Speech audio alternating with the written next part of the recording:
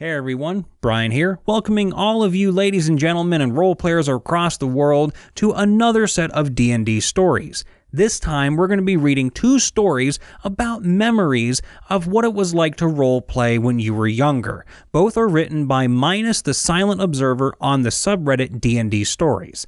Let's begin, shall we? The first story is what playing D&D and other role-playing games is like as a 3-year-old. And I'm already excited because you know I love sentimental stuff. So let's get right into the meat and potatoes of this, shall we? Sometimes I can't believe I've been playing D&D since I was 3. I'm fortunate that my parents are massive gamers and did their best to pass that down to me. Currently, I am a DM with a nuanced understanding of what makes a game good and what not to do in said game. However, I wasn't always that way. At one point, I was playing D&D as a 3-year-old. I don't think many people have many experiences with role-playing games at such a young age. Most of us pick it up around college.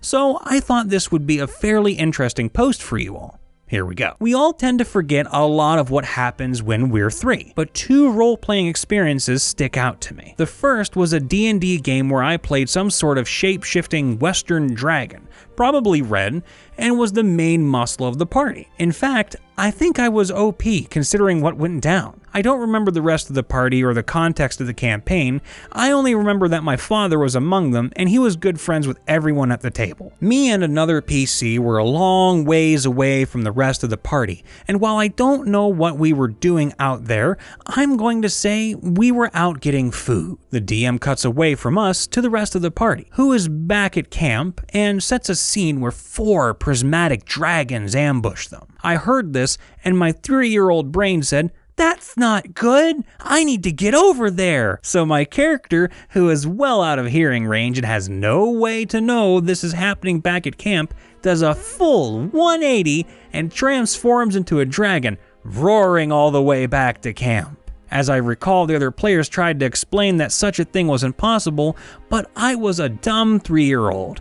I did not understand what they were trying to say. All I knew was that the party was in danger. It was inconceivable to me that there wasn't a way I could help. They ended up letting it slide and we had an epic final battle. After that game, everyone dropped news on me. Apparently, this was the last game the DM could run for us because she was moving away. I was really sad. And she gave me this dragon plushie that I still have to this day. Oh, I'm gonna cry. I never named it. The plushie has and always will be Dragon. I don't think I ever saw her again, but she was a really nice lady from what I remember. I'm pretty sure she hand-waved a lot of what I did due to my age and due to how adorable I was. The second is a sadder tale. We were playing a one-shot on New Year's Eve, but it wasn't D&D. In fact, I don't remember the system at all. Character creation involves getting 100 points to distribute throughout all of your abilities. I, as a 3-year-old, chose to put all my points into strength. My parents fondly recall 2 of their friends looking at my character sheet in confusion. One of them asking, "Is this really what he wants?" And the DM just smiling and nodding. For context, this meant that while my character had 1 hit point, moved like a snail, and was dumber than a brick, he could bench press the moon. I was the strongest boy and no one could say I wasn't. I remember a little more about this game, though my former self picked up the plot in a backwards order, so I'll tell it like that. We were a group of nobles and exceptional individuals tasked by the king to take out some bad guys. I had fun flexing my muscles at them, and by flexing I mean punching them through every wall I could find. Looking back, I have to think I was lucky not to take any damage at all. Otherwise, I would have just keeled over. The rest of the party was probably protecting my character from damage, so that my 3-year-old self wouldn't lose my character. Unfortunately for them, my hearing is selective and my mind impulsive. At the end of the game, one of the PCs took the throne for himself and gave a speech. At the end, asked if anyone challenged his right to rule. Throughout the entire speech, it was occurring to me that the plot of this game was actually to take the throne and become king. And up until this point, I had completely missed that point. I, of course, wanted the throne to myself. So I challenged him. Having no way to defend myself in 1 HP, I died instantly. My 3-year-old self was stunned. What do you mean I died? I'm strong. What do you mean 1 hit point and no defense? I ran off to my room and cried. The guy who killed my character felt really bad and came by to say sorry, and I didn't hold anything against him. I still didn't take my first character death well though. Losing a character you like is hard, but it's even harder when you're 3 and you think you're invincible because you have 100 strength. I got a lot better at role-playing after that. Had some really cool characters with some actual character arcs. I can talk about those in another post if you want, but I was 4 to 5 at that point. I hope you enjoyed a brief insight into the mind of a 3-year-old role player. Looking back on these, I can't help but laugh at myself. It really shows how much I've grown up, and in this case, I grew up playing D&D. Now for me, that already hurts my heart because that's such a lovely story. But now we get to see what playing D&D and other role-playing games as a 5 to 8-year-old is like. By the same person, this is a follow-up story. You all seem to love it, so I thought I'd continue the train. I have a few games from my not as early but still early years that are fairly neat. First one is admittedly bland, but it goes to show that my understanding of the game's reality progressed. In fact, it was surprisingly normal. I played some sort of Viking-themed crossbowman who was hanging out in an inn during some kind of zombie invasion. I offered to help the already established party and I shot a lot of zombies. It was great. Thing is, the game went from 6 p.m. to 10 p.m. and me, a 5-year-old, had a bedtime at 8 p.m. This meant that I'd be there for half the game, then the other half I'd be asleep. The death of my strong man was still fairly fresh in my mind, so every time I went to bed, I would tell them not to kill my character, and they always promised not to do so, at least while I wasn't there. It went well, and I learned that while my character wasn't there, I could not possibly know what was happening, resulting on an attack on an army one of our 4 other players had accidentally infiltrated despite not even speaking their language. The second one I remember was a superhero game. I was a little older, maybe 6. We were playing our own little superhero world, no DC or Marvel to my knowledge, and we're asked to make our own superheroes. Our superpowers could be anything within reason. Now the funny part is that the other PCs, who were all grown-ups, wanted to make nuanced and story-driven characters. We had a bunch of wacky people like Explosion Man, who could explode on command. The problem was that he wasn't immune to his own exploding body. That could be an inconvenience. A part of me wonders how he learned of his power. We also had a guy in full plate armor and a crossbow, a woman who had a random power every day, and one other I can't remember much of. I think they were the big brain sort. Anyways, while everyone else was making complex characters, I went full on Superman. I created a character named Lightning Boy who had super strength, speed, and could call lightning down from the sky. Looking back on it, I realize I made Shazam minus the transformation part. However, this meant that I was the only person in the group who could give a reliable stream of damage. Unfortunately for Lightning Boy, complex characters meant intelligent villains, and Lightning Boy was anything but.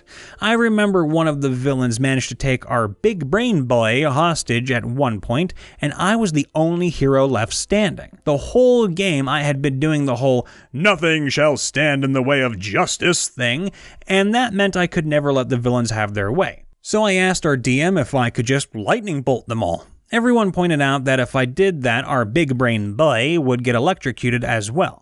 And being already beat up, there wasn't much of a chance they would survive that. Now, for a normal person, that would have been enough to stop them. And it did stop me, but I was 6, and had to mull over my options for an uncomfortably long amount of time. I realized that killing another PC like this wouldn't be fun at all, so Lightning Boy ended up getting chucked in the back of a van with his own version of kryptonite. A few highlights from this game include an entire session dedicated to our random superpower character becoming a giant magnet for a day, causing the man in plate armor and every other metal device in the city to stick to her in this giant metal snowball. Man in plate armor somehow sneaking through an entire complex full of goons. Explosion Man finishing off the big bad evil guy with a self-sacrifice. Backseat minigun. Yeah, we were the kind of heroes that killed people at times. The third game I remember was around about the same time. we decided to launch a new campaign, and the character idea me and my parents came up with was pretty smooth. My mother was in the game, so we decided that I would be her son in-game. Same age too. The idea was that I couldn't be out of character because I would act my age. The difference was that I was actually a really young Eastern dragon who was adopted by my mother's character. That and my weakness, because we all had to have one for this game, was gold. I wanted all the gold and could not resist a good shiny. We ended up in New York staying at a bar run by another party member. This party member was a management god IRL, so that bar was managed so well that our DM could barely keep up. It was pretty hard keeping the fact that I was a young, impulsive dragon a secret, and eventually when evil goons invaded our bar, I just started incinerating them, catching the building on fire. The explanations about what was going on to the police grew especially silly as time progressed. What happened here? Just some kids fooling around, graffiti, and well, you know what I mean. Does that include the strangely accurate burn marks outlining someone's shoe prints at the front door, the broken windows, and the bullet holes? Yeah, they're really good at graffiti these days, huh? A lamp falls over in the background.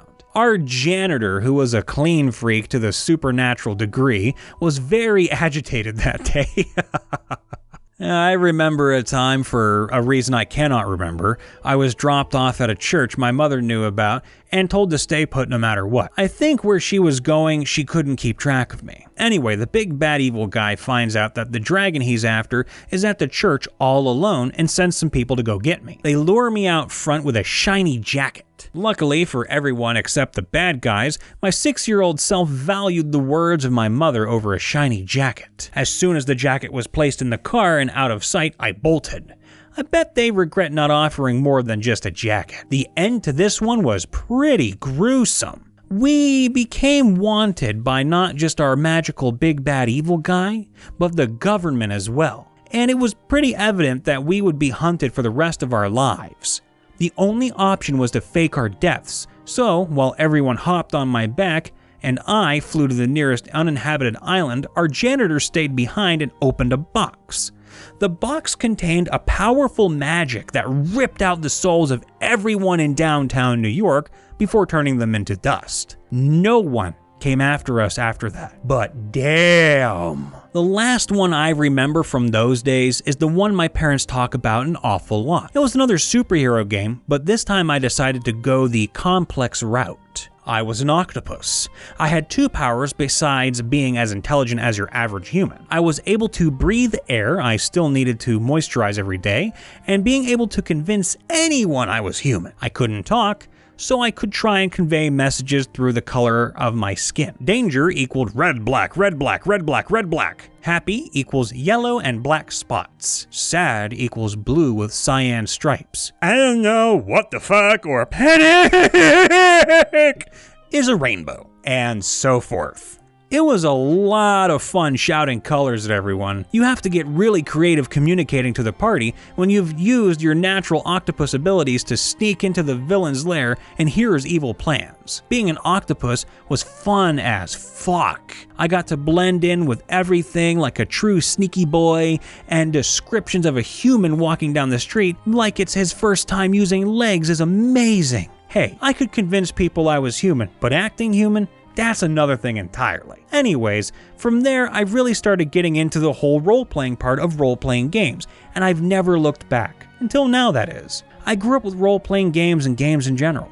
It's fun to reflect on all that. Do you have any memories playing D&D or other RPGs while you were really young? I'd love to hear them. Howdy folks, Brian here, and I really don't think that I could end the video with anything better than the question that the OP presented. So, whether you're a new subscriber and fan or an old fan that's been here forever, I have to apply the same question to you. Do you have any memories playing D&D or other RPGs when you were really young? If you do, or have any really early memories or your first memories even of playing D&D, Pathfinder, or any tabletop RPG, share it with us here in the comments or over on our subreddit, which you can find in the description. I personally love stories like this because I grew up with only one thing, my imagination. My family may have been poor in the financial department growing up, but they loved me, and combine that love with a 6-acre farm, I had a ton of fun. I didn't really get to play video games or anything as a kid until about 7 or 8, so, I mean, I had some, but it took me a while to grow into it. So I loved the idea of role-playing. It was great. I role-played as a wizard, a valiant knight, a rogue in the night, sometimes even a great big bear. I mean, I did some wild stuff. Sentimental stories, though, and thoughts of our own inner child, that's what brings our inner kid back to reality. It shows people the realist version of us. So if you have a story, please, we want to hear it, and I especially want to hear it. So share it on out. That said, if you are new, hey, welcome to the club. Please leave a like and subscribe. You have no idea how it frickin' helps. And I'd love to leave you with one good thing. A quote from my favorite comedian of all time, George Carlin. Don't sweat the petty things, and don't pet the sweaty things. I love that quote. He's a sarcastic man, but I've always loved his comedy. If you don't know who he is, go check him out, but just be prepared for a lot of dark humor. With that said, I'll see you next time. Stay safe, be happy. Peace out. Bye for now.